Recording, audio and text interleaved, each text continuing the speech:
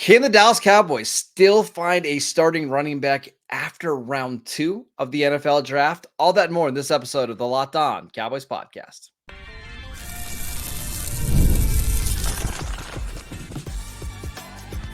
You are Locked On Cowboys, your daily Dallas Cowboys podcast. Part of the Locked On Podcast Network, your team every day. Welcome back to the Locked On Cowboys podcast, part of the Locked On Podcast Network, your team every day. We'd like to thank you for making us your first listen of the day. Today's episode is brought to you by Monopoly Go. I admit it, I have a competitive side, and my competitive side loves Monopoly Go, the mobile hit twist on classic Monopoly. So join your friends and download Monopoly Go, now free on the App Store or Google Play. I am your host, Marcus Mosher. You can follow me on Twitter at Marcus_Mosher. Joining me today, as always, is Landon McCool. You can check him out on Twitter at McCoolBCB. We are less than a week away from the NFL draft. At this time next week, Landon and you and I will be talking about the Cowboys' first-round pick, assuming they make one and don't trade down in round 1. We're going to do our final mock draft simulation of the year. And the only obstacle or only thing that we're going to try to accomplish in this one is finding a starting running back after round 2. And the reason why, Landon, we're going to try to do this is you and I were talking pre-show. I did some research on the running back position. The latest that the first running back has ever been drafted was back in 2014 when Bishop Sankey came off the board at pick 54 to the Titans. The Cowboys have the 56th pick. I have a hard time believing that the first running back is going to come off the board at 56. So if Jonathan Brooks is gone and the Cowboys don't love Trey Benson, what do they do at the running back position then? That's what we're going with here. What are your thoughts? I think it's a good exercise because, as we talked about, there's a certain amount of, I even mentioned the Heisenberg principle. Like the more you observe something, the more likely it is to change. And I think that there is something here where the more teams in the consensus board seems to mock Jonathan Brooks to the Cowboys at 56, I think the less likely it is to actually happen, because if the team likes Jonathan Brooks, they know that they're going to have to take him before the Cowboys at 56. So if anything, it feels like 56 is likely the floor for Jonathan Brooks at this point. So I do think this is a good exercise. I think there's been times when we've been over reliant on the fact that Brooks would be there at 56. And I think this is a good way to kind of see, hey, what happens if you can't get that window? What happens if Trey Benson isn't available? Where do you go to kind of get the starting running back you need, or at least add a guy to the committee that can really work? Yeah, so we're going to use Pro Football Focus's mock draft simulator. So even if Brooks is available at pick 56, we're going to pass on him. So before everybody freaks out, that's just the goal of this exercise, which, by the way, teams do these all the time just to give themselves different scenarios to see how things would play out. So Landon, let's get to the mock draft simulator. Here at pick 24, we have some good options available. We have Amarius Mims from Georgia. We have Jackson Powers Johnson is still available. Zach Frazier, Jordan Morgan is there. Man, Tyler Guyton, Chop Robinson, and you have several trade offers on the board too. Several. It looks like there's almost every single team except for the bottom 5 probably trading. Yeah, 27 trade offers. People are. My guess is this scenario. People want to come up for either Mims or AD Mitchell, who is still available. Yeah, I'm thinking so. I mean, honestly, in this case, I would be thrilled to take Mims. I'd be thrilled to take Jackson Powers Johnson. And there's a couple of the guys that obviously that are great for trade back options. So we can look at trade back options. I think that's still a very sound strategy. Can we talk about Mims real quick?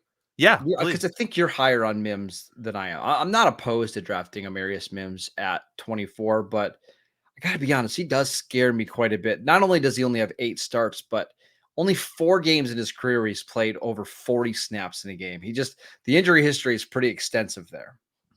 Yeah, I mean, and that's why you're getting him at 24, in my opinion. Like, if you watch what he does when he's actually on the field and when he's on, ready to play, he's pretty great. And there's a reason that, he ended up at Georgia and was such a high recruit. And, this is not a case where this is a guy that is just an athlete or just a physical specimen that you're hoping can put it together, or you're hoping you can, get to a place where he could be a good tackle. He is a good tackle. Like, you go and watch the tape against really good competition. He played really great football. So I think that there's a lot of uncertainty because you said, like, the lack of starts, the kind of injury stuff that's kind of been a lot of start-stop for him, right?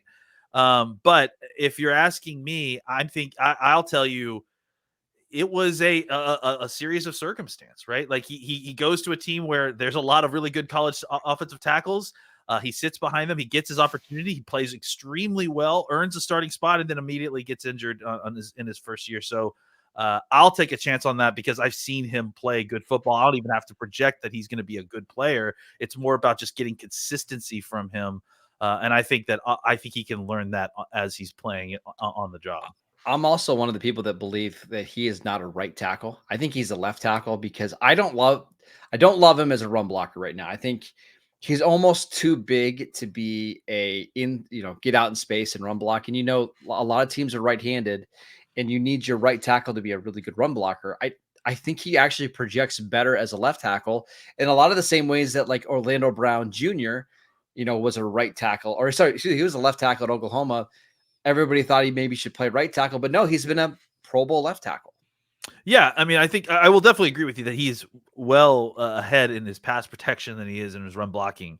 So that does make a lot of sense. And I think, if anything, there's concerns that he can't play left tackle. I agree. I think he very much can play left tackle without too much issue. All right, so what do you want to do here? Do you want to take Mims? Do you want Well, to trade down? let's just see what the trade offers are real quick, right? Well, we have every team. Every single team. Bucks right? are interested. Arizona, Buffalo, Baltimore, San Francisco, Kansas. I mean, you pick your spot. We have a trade offer available. Okay, so I don't want to trade too far down, but I would love to find a way to recoup at least that 4th round pick. So, because I'd like, look, I would like to go maybe 28 is the most, right? Like, especially in this situation, because I think I still would love to trade down and get Jackson's Power Johnson, right? Like, that would be. Here's the problem with, so Buffalo, if you wanted to trade 24 for 28, you probably wouldn't get back 60. You could get back picks 128 and 133, but I don't know how much that does for you. I think, how about Baltimore at pick 30? You could get picks 30 and 93 and maybe another one later. Yeah, I think that's what I would like to do. And so wait, how far is that? That's 30? That's 6 spots. That's far, man. So just to be clear, the trade would be the picks 24 for 30, 93, and 113. It would give you an extra 3rd round pick, and it would also give you a fairly early 4th round selection. Can we look at one more trade before we? Sure, I know this is. Let's look at Arizona because honestly, like, yeah, they got a lot of picks. So you could do picks 24 for 27, slide down 3 spots, and grab pick 90. I'm in for that. Okay, I think because I don't want to go too far back. I'm afraid that I'm going to lose both of my guys that I like. Okay, and we're already going through a gambit of Green Bay. All right. So at pick 24, we got it. the Cardinals take Amarius Mims. That makes sense if they're trading up for a tackle. That's right. Johnny Newton goes to the Packers at 25. Nate Wiggins goes to the Bucks at 26. That means that Jackson Powers Johnson, Zach Frazier, and Jordan Morgan, along with Tyler Guyton and Kingsley Suamataia, are all available. I mean, for me, it's Jackson Powers Johnson. I think. Let's just make it easy. Well, let's say the Cowboys don't want to mess around too much. They're very happy. They pick up an additional 3rd round pick, and they take, in their mind, the best center in the draft. Yeah, I think it makes a lot of sense, and it makes you feel better about the situation too by getting the trade back, right? Like, you get that 3rd round, so you get another bite at the apple. I think this is to me, this is probably best case scenario for the draft, short of like someone incredible falling to you at 24. I think if you can get another pick back and get like the top center in the class, you still have an opportunity to get another tackle. I think, to me, this is my favorite outcome. And I would say this is very realistic because I think the teams drafting at 27, 28, 29, 30, 31, and 32 are all pretty notorious or pretty known for trading up, especially Yep. the Cardinals. Like the Cardinals love to move around in the draft. Yep. Wouldn't be And they've got the surprising at ammo all. at this point too, right? So Exactly. yeah. All right, so let's take Jackson Powers Johnson. And again, we're going with the assumption that the Cowboys' top ranked running backs are off the board at 56. Let's see what the Cowboys would do in day 2 of this mock draft next. This episode is brought to you by Yahoo Finance. When it comes to your financial future, you think you've done it all. You've saved, you've researched, you've invested all that you can. Now you need to take those investments to the next level by using what every financial great uses, and that's Yahoo Finance. For more than 25 years, Yahoo Finance has been the brand behind every great investor. Whether you're a seasoned investor or you're just looking for some extra guidance, Yahoo Finance gives you all the tools and the data that you need in one place. They are the #1 finance destination, including a holistic look at the financial news cycle, including breaking news, original editorial perspectives, analyst ratings, independent research, customizable charts, and so much more. With a community of over 90 million users every single month, their real strength is helping you on your way to financial success. For comprehensive financial news and analysis, visit the brand behind every great investor. That's yahoofinance.com. Again, it is the #1 financial destination, yahoofinance.com. Again, that is yahoofinance.com. Welcome back to the Locked On Cowboys podcast. We wanted to let you know that the Locked On Mock Draft Show is available now. Find the ultimate 6-episode series on Locked On NFL Draft to hear who the local Locked On experts are picking for every NFL franchise, with live reactions from local college football experts and even the fantasy football angle. The Locked On NFL Mock Draft Show is available now on Locked On NFL Draft on YouTube or wherever you get your podcasts. All right, we are back here in round 2 of our mock draft simulation. We took Jackson Powers Johnson after a slight trade down, picking up an additional 3rd-round pick. Now that we have our center, what are you looking to do here in round 2, Laban? Well, I think we have to at least look at the tackle class, right, and see who's available. I saw Kieran Peakin in there. Mm-hmm. There's Blake Fisher. There's Roger Rosengarten. And Patrick Paul. And so I think, for me, I really feel like I need to get one of these tackles. I don't know if I'm necessarily feeling like I had to pull the trigger here, but in this scenario where we're trying to take a running back, a little bit later, it may be beneficial to think about pulling the trigger on the tackle here. Otherwise, let's look and see what else is just available overall. Just really quickly, you and I both really like Blake Fisher. Roger Rosengarten had an unbelievable 40-yard dash. Mm-hmm. I haven't heard from anybody on the Cowboys side of things that they are interested in Brandon Coleman from TCU, but I have heard that the Cowboys might be interested in from, again, somebody not on the Cowboys team. This was very interesting. The Cowboys obviously did a lot of work on Steve Avila last year. Coleman has played, as you can see here on PFF, over 1,300 snaps, over 1,400 snaps at left tackle. He's played a bunch of left guard snaps. Like, this one is really intriguing. Like, if you want to just draft somebody and say he's a left side player, kind of like you did with Tyler Smith, and figure it out later. Yeah, we talked about, the only time we've talked about Brandon is I brought it up when Vach was on. Because I know that he's a big OL guy as well, and I've watched a little bit of him. And he's definitely just one of these guys that, because another tweener, right? Another guy that you feel like can play guard or tackle. Another guy who you feel like just kind of is being lost in this process of just a ton of these tackles, right? Yep. I think he's a very good player. The grades right there show you he didn't have a fantastic season last year, but he also was kind of bouncing around between positions a little bit, and had a lot of stuff going on. So he ran a 4.99 40-yard dash at 316 pounds with a 1.73 10-yard split. He's a good athlete. There's no way around that. There's a reason that, like, even at his body style, he's being considered a tackle. And then obviously we've got Kieran, who was a guy that we talked about. I think this is I would probably rank it exactly how they do, right? Like, Kieran is probably exactly right here, middle of the second, late second, right? Like, I feel like if he hadn't had the injury and had gone through more of the offseason process, he would have been ranked a little bit higher here. I will say though, like Kieran is a lower floor prospect, I Yeah, think, than absolutely. Blake Fisher, than Brandon Coleman's probably Well, similar because it's hard to project where he's going to be. But let me ask you this, Landon. So we have our center right now, right? So this makes yeah, things so much easier. yeah, Knowing that you have, at least right now, Tyler hmm Smith at left guard, JPJ at center, Zach Martin at right tackle, Terrence Steele at left tackle, or sorry, right tackle. hmm Which one of these do you think best fits the Cowboys under this scenario? Which one of these tackles? Yes. Yep. Um, well, I think Fisher does because I think he's the best player, and I also think that of these guys, like even though he didn't play right tackle, in college He's the much because youngest of too. Alt, right? He's the youngest. He's also probably got the highest pedigree, right? Like Mhm. I feel like playing the tackle at Notre Dame was pretty sure the first freshman starting left tackle in like 20 plus years or something like that when he started as a freshman. So um I honestly, would ignore these rankings that I don't agree with, and I I would. would take Blake Fisher. Okay. Like, I got no problem with that because I really am a fan. Okay. So we got that. Let's look at some other positions just really Yeah, quickly. yeah. Linebackers, you have your choice. Edgerrin Cooper's there. Junior Colson is there. You have to scroll down a little bit to find Landon's guy. Trevin Wallace way Mm. down there. But he is available.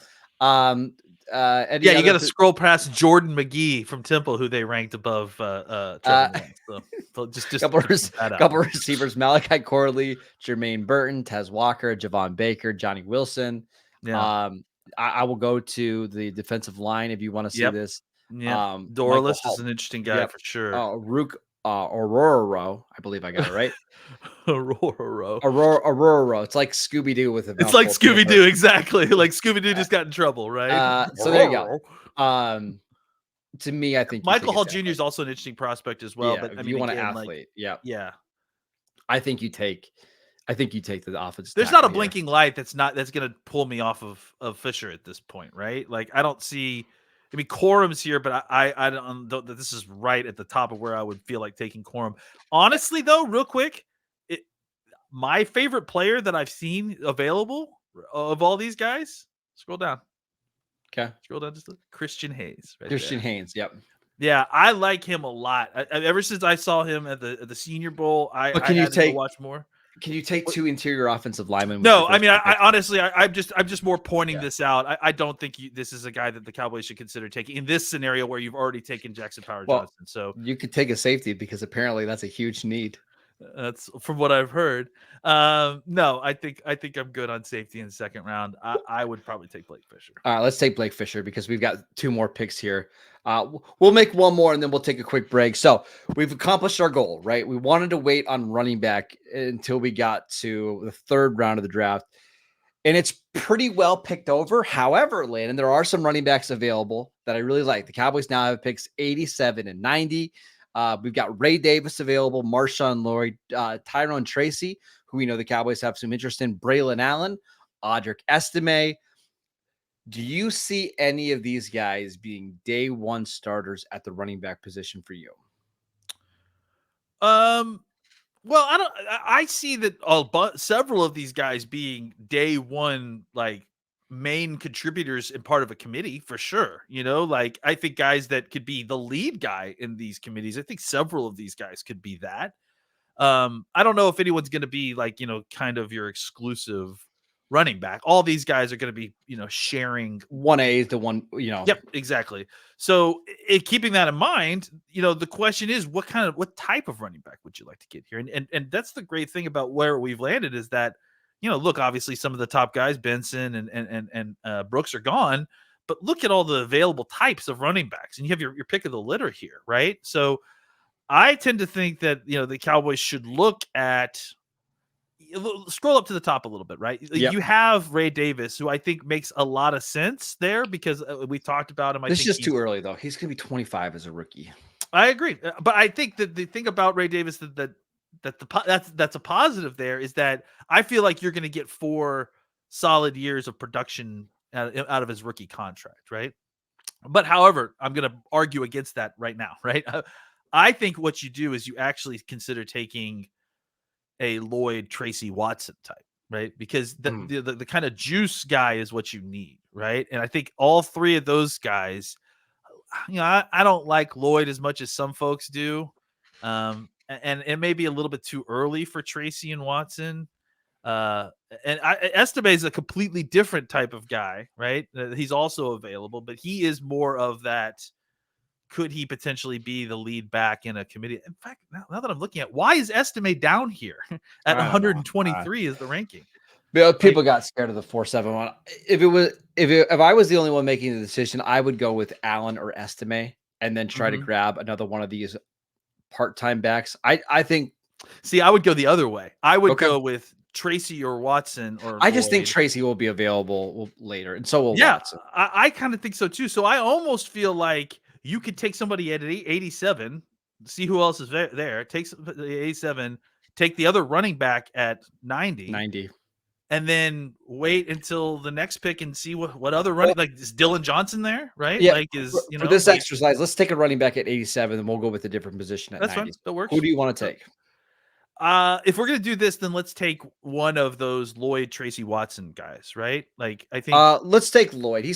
I think he's probably the most likely to go in that range. I'm not a huge fan, but third round's fine. That works for me. Okay, let's do that. I think I would still prefer Braylon Allen or Audric Estime, but that's okay. We're gonna take somebody with a little bit more juice and try to add some more power later in this draft. Let's finish out the rest of this mock draft simulation when we get back. This episode is brought to you by Monopoly Go. I absolutely love Monopoly Go. My competitive side cannot handle this. Listen, my sister and her boyfriend, we've been playing all week. I can't even tell you how much fun it is. I'm sure you guys have heard of it before. It's been downloaded over 150 million times. It's an amazing twist of Monopoly where you play on not just one board, but hundreds of Monopoly boards in crazy locations, building up amazing cities that bring you big money. But the best part is messing with my friends and my sister and her boyfriend. I can charge them rent on my iconic properties, just like in classic Monopoly. But now I can also heist their vaults for riches for myself. And the leaderboards show me who the biggest Monopoly tycoon is. But it's not just my competitive side that loves it. You can team up with friends and people all around the world in time tournaments to earn huge rewards. So get in the game and join your friends. Download Monopoly Go now free on the App Store or Google Play. Welcome back to the Locked On Cowboys podcast. We are doing our final mock draft simulation of the year. So far, Landon, you and I have traded down and selected JPJ. We got Blake Fisher, our hopefully long-term answer at left tackle, filled our two biggest needs, drafted a running back in the third round, Marshawn Lloyd, who can give us some juice. And now we've got a pick here at 90 and the pick 174. What other positions are you looking to address? I think at this point you can kind of open things up a little bit more and see what is available across a couple of different spots. I mean, you probably would love to get an edge with some upside, maybe, or a linebacker. Let's look at linebackers because we know that's the spot that the Cowboys are hunting. In this mock, Jeremiah Trotter Jr. is there. Tommy Eichenberg is there. Scroll down. Cedric Gray, who I actually like a little bit. And then Trevin Wallace. Like, if you want to take a linebacker here that gives you some athletic upside, Trevin Wallace is interesting. I think he also is a good fit for the spot too. Like, I would agree, despite what PFF feels about him. I think they don't love the grades. You can see on the screen over here, the grades are not great. But listen, I mean, if you make the grades and you give them the grade, you can't go against your own grade, right? So I just agree with the grade. I think this would be a good spot for him, but I do think that there are several other linebackers here, right? Like that are of decent ilk. How do you like Tommy Eichenberg? Because he's somebody that I've kind of grown on in the process a little bit, and I just wonder, like, would he be a good fit in Mike Zimmer's defense? Because he's not the most athletic, but he makes every single tackle, and he's always where he's supposed to be. He's like, it feels like Ohio State puts out this linebacker every year, right? Like, don't they? Like, it's they do one of these guys every year where they're just super dependable. Like, just they don't miss tackles, they don't miss assignments. They're not very dynamic necessarily, but they get the job done, right? He's fine. Like, I certainly don't have an issue. Like, if you needed like a body to come in and give you good solid snaps maybe not as a starter right away, but could work his way into it. Like that's certainly Tommy Eichenberg. He gives you a nice floor at the position. I just think that Trevor Wallace is a little bit more dynamic and Okay. maybe a little bit more of a physical player that the Cowboys, especially in the run game, could use. Okay. Well, let's take Trevor Wallace then, because I think this is probably where you have to get him, if not a little bit earlier. And I think this is the benefit of trading down is you get to pick up another third round pick and gamble on somebody like Trevor Wallace. And if it doesn't work out, then so be it. But it's, you're still pretty comfortable with what you did in the first 3 rounds. So I'm perfectly fine with that. Great. Let's do Okay. it. All right. So again, just to recap, Jackson Powers Johnson in round 1, Blake Fisher, the tackle from Notre Dame, who we're projecting as a left tackle in the NFL. We selected Marshawn Lloyd in round 3. We took Trevor Wallace in round 3, at the end of round 3. And then with our final pick here in round 5, we're not doing picks 6 and 7. We can address a couple other spots. There's more running backs. If you wanted to grab another running back to pair with Marshawn Lloyd, Isaac Guerrero, who ran the 4.2 at 225 pounds, Rasheen Ali, Dylan Johnson is still available, Amani Bailey, who I know that Kellen too is yep. also very good. Kimani Vidal, listen, if you had gone the other way, if we had taken like Estime, right? Mm-hmm. Maybe you take Kimani Vidal as your your passing game back, right?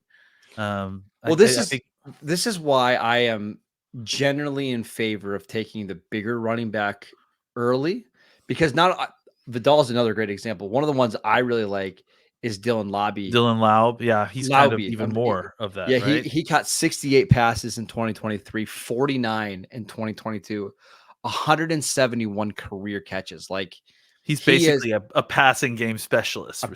He's back. Danny Woodhead 2.0, but just a little bit bigger. And I actually think Amani Bailey is another one of those guys that you can get later if you're just looking for a passing back third down specialist. Yeah. And I mean, but to my point and to both of our points, this class is so deep that it also works our way too, right? Yes. Dylan Johnson, the guy that we just talked about, he is also available. Frank Gore Jr., another guy who kind of similarly physical back, he's also available. So it really is about like who you like, and who like what you want to get prioritized on. I would say in the scenario that we've played out, Dylan Johnson makes a ton of sense, right?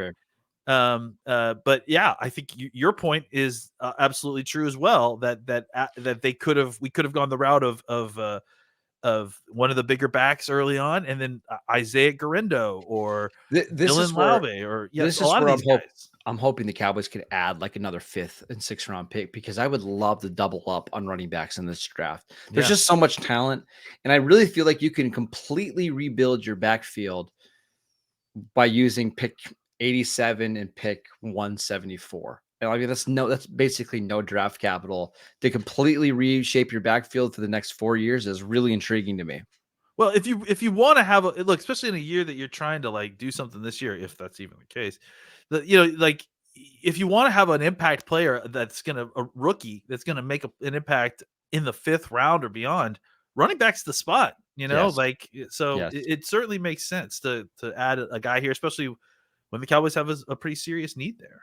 All right, let's go ahead and take, with the idea that we're taking 2 running backs, let's take Dylan Johnson, who is a very, very talented. Oh, okay, yeah. Yeah, Dylan Johnson, just to get to have a little bit of a bigger running back. Makes sense. Gotta say, Landon, I like this draft quite a bit. Now, PFF hates our last 2 picks, but those are your picks, not my picks. Jackson Powers Johnson, Marshawn Lloyd, Trevor Wallace, Dylan Johnson. If this is what the Cowboys do, I would be very happy with it. Yeah, absolutely. I mean, I think, especially those top 2 picks, like, the running back and linebacker stuff, like I think there's so many different ways you can skin that cat, and a lot of them will turn out great. And I think this is one of the scenarios, right? But I think what you really worry about is being able to thread that needle up top. And I think we did a really good job of threading it, honestly, just being able to get both Jackson Powers Johnson and Brian Fisher really, really upgrades the offensive line, and kind of gives you a bright future at the position. We are less than a week away from the NFL draft. We have no idea what the Cowboys are going to do. They've done a really good job of kind of hiding some of their interest. we are in for one absolutely wild week. So make sure you're checking out the Locked On Cowboys podcast wherever you get your podcasts. We are free and available on all platforms. Go follow Landon on Twitter at McCoolBCB. I'm at Marcus_Mosier. Enjoy your weekend, and we will see you next week for draft week.